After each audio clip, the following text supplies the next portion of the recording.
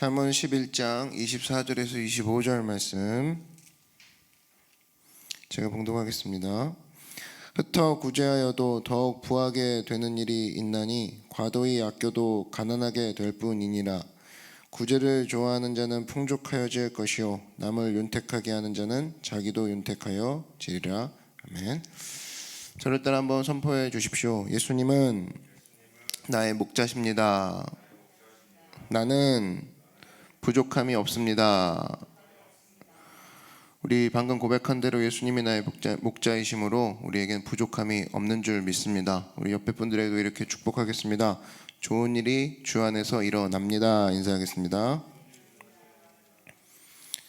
네, 주님께서 우리에게 지금 행하고 있는 모든 일들은 우리가 눈에 보이지 않고 귀에 들리지 않고 또 생각이 그렇게 듣지 않아도 좋은 일입니다. 예수님께서 우리에게 좋은 것들을 계획하고 계시고 또 좋은 것들을 주시고자 예비하고 계신 것입니다. 오늘 그것을 믿고 나아가 말씀 가운데 은혜 받는 여러분들에게 주의 이름으로 축원합니다. 네, 오늘은 사랑을 심으라 라는 제목으로 하나님 말씀 증거하도록 하겠습니다. 잠언의 내용들을 보면은 구조가 이렇게 되어 있습니다. 80%는 강조이고 20%는 강조된 것을 계속 반복합니다. 그러니까 의미가 없지 않아요. 계속 잠언은 반복과 강조가 계속 되는 거죠. 그 비율이 강조는 80%, 20%는 반복이라는 겁니다. 11장의 주제는 뭐냐면 의라는 겁니다. 의가 무엇인가? 무엇이 의인가? 의로운 게 무엇인가? 성경이 말하는 의는 두 가지입니다. 하나님과 나 사이의 의가 있고 또 살면서의 의가 있어요. 이 두 가지가 있거든요. 처음에 하나님과 나 사이의 의, 이거는 바른 관계를 의미합니다. 그래서 구약에서는 율법으로 규정을 했죠. 로마서에는 뭐라고 했냐? 그 율법 가지고는 사람은 전부 다 죄인이기 때문에 그 율법 가지고는 하나님과 바른 관계를 맺을 수 없다. 오직 예수님의 의를 들고 나가야 된다. 그게 이제 구약과 로마서에서 얘기하는 하나님과의 관계에서의 의예요. 두 번째, 이 삶 속에서의 의는 뭐냐? 이거는 에베소서와 로마서에도 나오죠. 너가 살면서 올바른 기준으로 삼고 살아야 돼. 네 삶 속에서 빛과 소금으로 살기 위해서 말씀 가지고 세상에 어떻게 살 것인가, 그거를 고민하는 게 이 두 번째 의예요. 생활 속에서의 의. 오늘 이 잠언 11장은 이 후반부가 선포되어 있는 겁니다. 실제적인 네 삶 속에서 이런 기준을 가지고 사는 사람이 되거라, 그때 말하는 의예요. 그래서 오늘 얘기 나오는 것들이 경제적인 생활 속에서의 의, 한마디로 경제적인 생활 속에 이 세상 살면서 어떤 기준을 가지고 살 것인지를 보여주는 그런 내용이 오늘 11장에 담겨져 있습니다. 한 세 가지 정도를 살펴볼 수 있는데, 경제적인 기준, 경제적인 의, 경제적인 지침이 성도는 어떤 지침을 갖고 있어야 되는지 살펴보도록 하겠습니다. 1절을 한번 보시면 속이는 저울은 야훼께서 미워하시나 공평한 추는 그가 기뻐하시느니라. 여기서 알 수 있는 것은 뭐냐? 하나님께서는 속이는 저울이 되지 말라, 성도에게 경제 생활의 의를 보여주고 있어요. 한마디로 우리가 성도 개인이 사용하는 저울과 하나님 앞에서의 나갔을 때 그런 성소 안에서의 저울이죠. 이게 일치되기를 원하신다라는 거예요. 우리가 보통 표준화가 되어 있죠. 1cm와 뭐 1kg, 또 이런 구체적인 단위들이 전부 다 표준화되어 있는 것처럼, 마찬가지로 하나님께서도 우리 민족들에게, 백성들에게 표준이라는 걸 주셨어요. 그래서 이스라엘 백성들 같은 경우는 가짜 저울을 상징하는 것은 거의 뭐 하나님 앞에서 배교와 같습니다. 신명기 25장 13절을 보면 너는 내 주머니에 두 종류의 저울추 곧 큰 것과 작은 것을 넣지 말 것이며 내 집에 두 종류의 돼 곧 큰 것과 작은 것을 두지 말 것이요 오직 온전하고 공정한 저울추를 두며 온전하고 공정한 되를 둘 것이라. 그리하면 내 하나님 야훼께서 내게 주시는 땅에서 내 날이 길리라. 그러니까 한마디로 정직한 상행위를 하라 이거예요. 누구 보면 큰 저울 내놓고 누구 앞에선 작은 저울 내놓고 그거 하지 말라는 거예요. 한마디로 경제적인 생활 속에서의 정직한 저울 써라. 그게 하나님이 이 땅의 성도들에게 원하시는 첫 번째 경제적인 기준이라는 겁니다. 뉴욕타임즈가 있죠. 뉴욕타임즈는 유대인들이 경영하는 것으로 유명합니다. 근데 거기도 경영 원칙이 있다라는 거예요. 뉴욕타임즈가 언론 회사인데 어떤 경영 원칙이 있느냐? 이 사람들이 실제 기사를 쓸 때 쓰는 그 기준이 있는데 그게 바로 방금 읽은 신명기 25장 13절이에요. 공평한 추를 다루듯이 우리가 기사를 쓴다 이거예요. 누구에게는 큰 기사를 쓰고 같은 사람인데 누구에게는 되게 작은 기사를 써서 이익을 주는 것이 아니라 누구나 똑같은 기사를 잣대를 댄다. 이런 모습을 가지고 우리는 글을 쓴다. 그게 뉴욕타임즈의 경영 원칙이거든요. 예수 믿는 사람들이 그래야 된다는 겁니다. 경제 생활이든 사업이든 뭐 무슨 어떤 분야든 이중의 잣대로 가면 안 된다라는 거예요. 우리가 언제 범죄하냐면 이겁니다. 항상 대체할 게 있을 때 범죄합니다. 마음속에 저울이 하나만 있으면 되는데 큰 게 있고 작은 게 있어요. 대체하는 게 있는 거지. 그러면 큰 게 나가야 되는 순간에 작은 거 내놓고 그리고 정말 바른 게 나가야 될 순간에 또 가짜가 나가고 대체할 게 딱 내가 갖고 있을 때가 죄를 짓기 시작하는 거예요. 예를 들면 이런 거죠. 뭐 직장입니다. 직장에 가까운 데서 물건을 샀더니 한 10만 원이에요. 근데 발품 팔아서 알아보니까 한 7만 8천 원에 구할 수 있어요. 그럼 이제 딱 7만 8천 원에 물건을 사놓은 다음에 회사 예산 올릴 때는 10만 원 딱 올린다. 그럼 어차피 10만 원에 살 거 아니었어. 어차피 예산은 10만 원으로 떨어지니까 10만 원 올리고 7만 8천 원으로 산 다음에 나머지는 우리가 맛있는 거 사 먹어도 같은 거 아닐까. 그러지 말라는 거예요. 이게 악의 구렁텅이라는 겁니다. 패망의 지름길. 이게 처음에는 15,000원, 나중에는 15만 원, 나중엔 150만 원 그런 식으로 다 떼어먹기 시작하는 두 개의 저울추가 나가기 시작한다. 그때부터 망하기 시작한다라는 거예요. 그래서 사람 속일 생각하지 말고 하나님 속일 생각하지 말고 나중에 버려질 것을 생각한다 그러면 너희가 모든 경제적인 생활에서 정직한 추를 갖다 대라. 그래서 예수 믿는 사람들이 그것을 명심해야 된다. 이 잠언 11장이 얘기하는 경제적인 기준이 그거라는 겁니다. 정직한 추를 가져라. 그래서 말로만 의로운 그게 아니라 삶 속에서도 실제 상거래를 할 때도 예수 믿는 사람처럼 움직여라. 속이는 저울 갖고 다니지 마라. 그것이 우리에게 일상생활에서 주는 하나님의 지침이라는 거예요. 또 하나 적용한다 그러면 경제적인 지침 26절이라는 겁니다. 26절 보시면 곡식을 내놓지 아니하는 자는 백성에게 저주를 받을 것이나 파는 자는 그의 머리에 복이 임하리라. 우리식으로 얘기하면 매점매석이죠. 이거 하지 말라는 거예요. 카르텔이죠. 안 팔다가 비싸게 팔아버리면 돈 되게 많이 벌지 않을까. 말이라도 그런 얘기 하지 말라는 거예요. 불공정 상행위, 선점행위. 요즘 같으면 이거 사회적인 범죄까지는 아니더라도 이런 거죠. 그 사람에게 꼭 필요한 것들을 내가 미리 선점했다가 악의를 가지고 몇 배 받아먹는 거. 요즘같이 뭐 코로나 시기와 같이 물량이 부족하거나 또 장마로 인해서 폭우로 인해서 많은 사람들이 어려워질 때 중간 유통업계에 크리스찬이 있다 그러면 이거 이 짓 하지 말라는 거예요. 그래서 이게 뭐 나쁜 것이냐, 나쁜 거라고 얘기한다라는 겁니다. 그래서 여러분 항상 보면은 교회에서의 기준 따로 실제 돈이 왔다 가는 데서는 원래 이러는 거야. 이거 이래야 많이 받아먹어. 그거 하지 말라는 거예요. 잠언이 굉장히 날카롭습니다. 잠언과 전도서와 시편이 전부 다 마치 선생님과 같은데, 선생님에 비교한다 그러면 잠언 같은 경우는 그래요. 굉장히 젊고 세련된 선생님이 직설적으로 얘기하는 게 잠언이다. 전도서 같은 경우는 약간의 중후한 좀 인생을 산 신사가 아이 가져다 놓고 아이를 데려다 놓고 다 헛되고 헛된 거야. 너 때는 하나님을 기억해.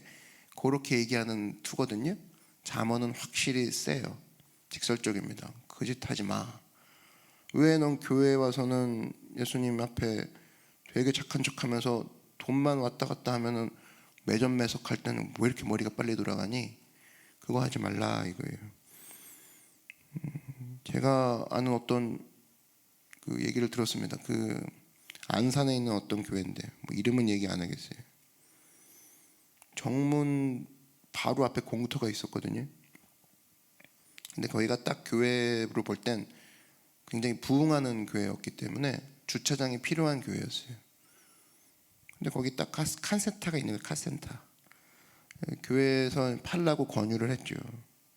그랬더니 칸센터 주인이 10년 후에 가격으로 쳐주면 팔겠다. 그렇게 주장하고 나오는 겁니다. 분명히 오를 땅이니까 뭐 그럴 수 있겠다 싶어서 교회는 어쨌든 그 내용을 듣고 고민을 하죠. 아, 이거 10년 후에 가격으로 쳐주면 굉장히 우리가 많이 쳐줘야 되는데 어떻게 할까. 알고 보니까 그 카센터 사장이 굉장히 유명한 교회 장로님이었다 그러죠. 그래서 여기가 교회가 살 땅이니까 나는 봉 잡았다. 그래서 몇 배 안 주면 내가 안 팔겠다. 장로님이 교회 안 되게 하려고 작정한 거죠. 근데 더 재밌는 건 그분이 또 자기 교회에서는 11조 많이 하기로 유명하다라는 거예요. 이게 바로 뭐냐? 믿음과 의가 유리된 인생인 거죠. 따로 사는 거죠. 따로. 그래서 우리가 이 땅 살면서 하나님 앞에 의롭게 사는 건 뭐냐? 교회에서만 잘하는 게 아니라 정당한 인생 살아야죠. 정당한. 우리가 살고 있는 집이 옆집에 꼭 필요한 집이다. 그러면 정당한 대가를 팔고 이사 가는 거죠. 정당한 대가가 중요합니다. 더 이상 받겠다. 이번 기회에 우리가 한탕하겠다.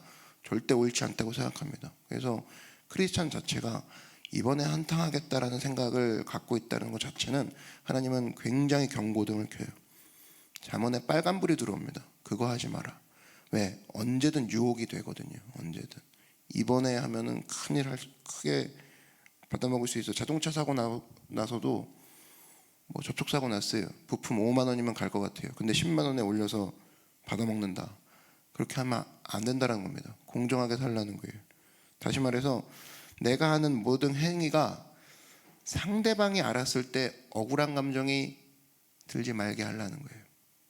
네가 잠깐은 나를 속일 수 있고 잠깐은 너를 속일 수 있지만 그거를 그 사람 앞에서 솔직하게 얘기했을 때 그 사람이 억울해하지 않을 자신이 있느냐? 그럼 해도 좋다라는 거예요. 잠언이 얘기하는 게 그겁니다. 이게 의라는 거예요.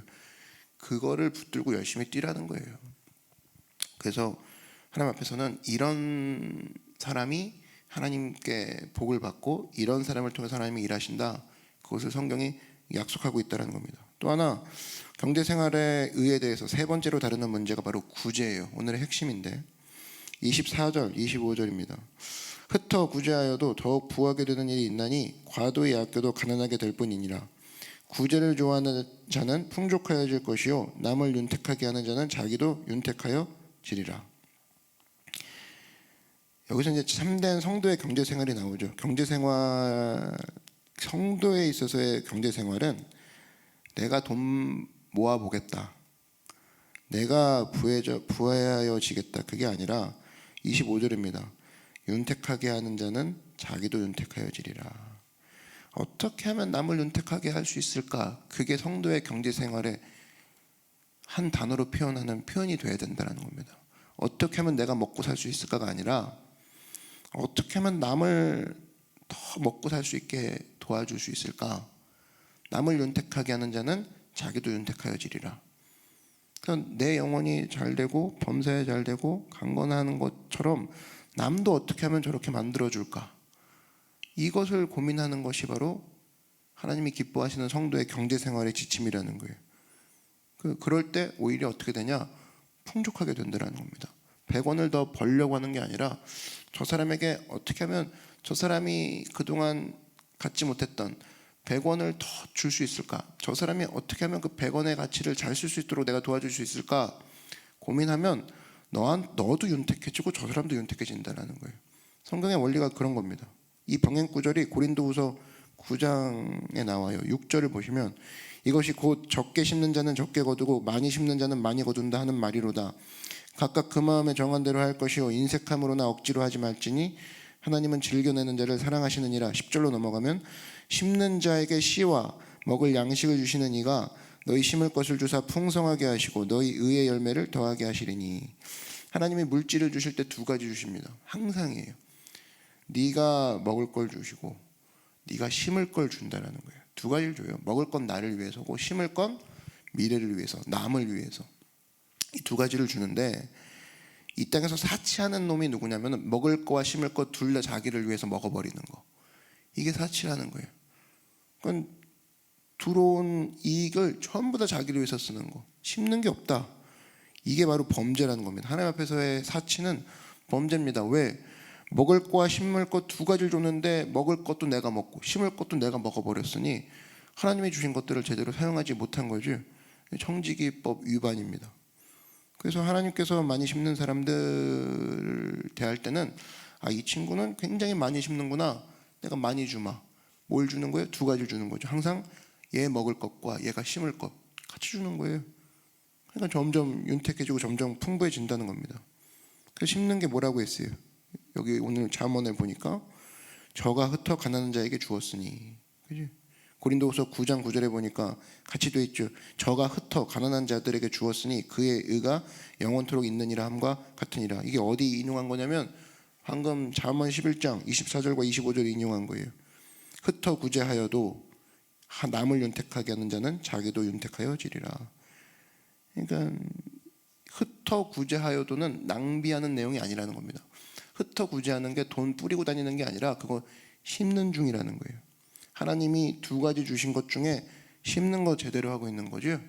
그래서 흩어 구제하는 것은 시간 낭비, 돈 낭비하고 있는 게 아니라 그게 오히려 하나님 보시기엔 제대로 쓰고 있는 일이다. 그래서 과도히 아끼는 자는 성경이 말하는 건 누구냐면 안 심고 있다라는 중이에요.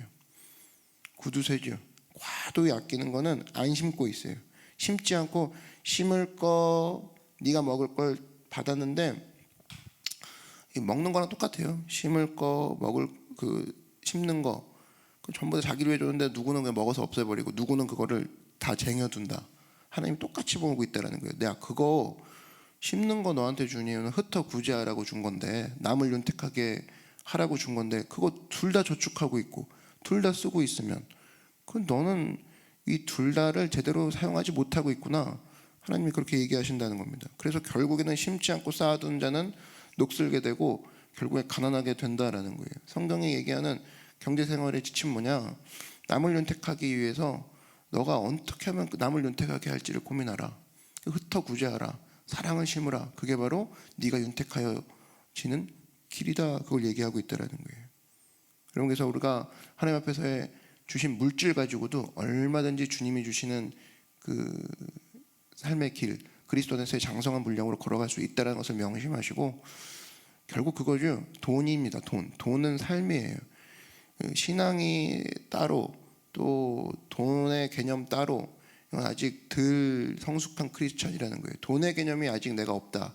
일반 사람들과 똑같이 해석하고 똑같이 다루고 있고 똑같은 경제 개념이다. 그러면 나는 아직 삶 속에서의 크리스천이 이루어지지 않는 거예요. 돈은 삶이니까. 돈은 리얼이죠. 돈만큼 리얼한 거 없습니다. 근데 돈에서의 내가 다른 사람들과 다른 모양으로 쓰여지고 있지 않고 돈에서의 다른 생각을 갖고 있지 않다. 그럼 이 사람 같은 경우는 굉장히 유리된 신앙생활을 할 가능성이 크죠. 돈만큼 강력한 건 없기 때문에 그 강력한 돈에 대해서 우리가 강력한 기준을 갖고 있어야죠. 나는 하나님 앞에서의 솔직한 저울을 갖는다. 나는 하나님 앞에서 심는 것과 내가 먹을 것을 주시는 하나님, 심는 건 내가 제대로 사용하여서 남을 윤택하는 게 만드는데 나의 주신 것들을 쓰리라. 이것을 통해서 우리가 매점매석하지 않고 정당한 대가를 주고 하나님 앞에서 내가 걸어가리라. 이걸 통해서 열매 맺는 여러분 되길 주의 이름으로 축원합니다. 한번 따라 말씀해 주십시오. 주여 정직한 저울이 되게 하소서. 그래서 우리가 돈과 신앙에 있어서 하나님 앞에서의 정직한 저울이 되어서 나는 하나님이 채워주십니다. 결국 이 뿌리는 뭐냐면 하나님이 안 채워주실 것 같아서 두 개의 저울이 나가는 겁니다. 머리가 좋아서가 아니라 나는 원래 경제 개념이 좀 센스가 있어가 아니라 안 채워주실 것 같으니까 큰 저울 내밀어 가지고 한탕하겠다는 거고, 매점매석하는 이유도 뭡니까? 하나님 못 믿겠다 이거예요. 이번에 기회 지나가면 하나님이 주신 기회라 뭐 이런 얘기 딱 써가면서 이번에 큰 한탕해야 된다 그러고, 그거 역시 하나님 못 믿어서 하는 얘기입니다. 또 하나님이 우리에게 심을 거 주셨어. 흩어 구제해야 돼. 그것을 못하는 이유도 하나님을 못 믿어서예요. 주신 거 다 먹어버리자. 먹을 거와 심을 거 둘 다 나 먹으라고 주신 거고 저축하라고 주신 거야.